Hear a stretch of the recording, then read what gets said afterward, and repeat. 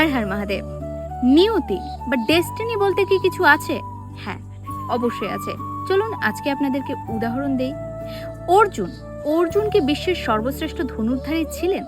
আমি বিশ্বাস করি না। অর্জুনকে তার নিয়তি, তার ডেস্টিনি বিশ্বের সর্বশ্রেষ্ঠ ধনুর্ধর বানিয়েছিলেন, কারণ অর্জুনের থেকে আরো 3 জন বড় ধনুর্ধর ছিলেন।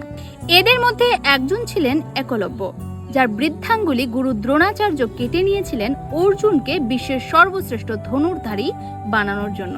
দ্বিতীয়ত ছিলেন বর্বরিক, যার মাথা কিনা ভগবান শ্রীকৃষ্ণ কেটে নিয়েছিলেন যেন তিনি যুদ্ধে অংশগ্রহণ করতে না পারেন। আর এই বর্বরিক হলেন ভীমের পৌত্র, অর্থাৎ ভীমের পুত্র ঘটোৎকচ। ঘটোৎকচের পুত্র হলো বর্বরিক। তৃতীয়ত হলেন কর্ণ, যে কিনা অধর্মের সাথে থাকার জন্য এবং তার উপরে অভিশাপ থাকার জন্য স্বয়ং অর্জুনের হাতেই তীরবিদ্ধ হয়ে মরতে হয়েছিল। তো তারা কি বিশ্বের সর্বশ্রেষ্ঠ ধনুর্ধর হতে পারতেন না? অবশ্যই হতে পারতেন, কিন্তু নিয়তি অর্জুনের সঙ্গে ছিল।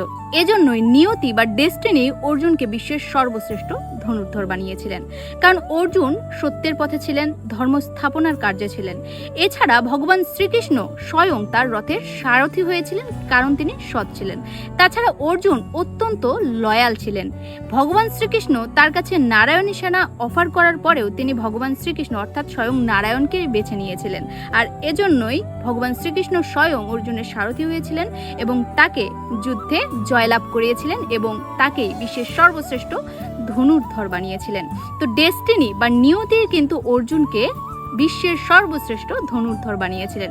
তো আপনার ডেস্টিনি বা আপনার নিয়তিতে যদি থাকে যে আপনি ভালো কিছু করবেন, তাহলে অবশ্যই করবেন। হরে কৃষ্ণা।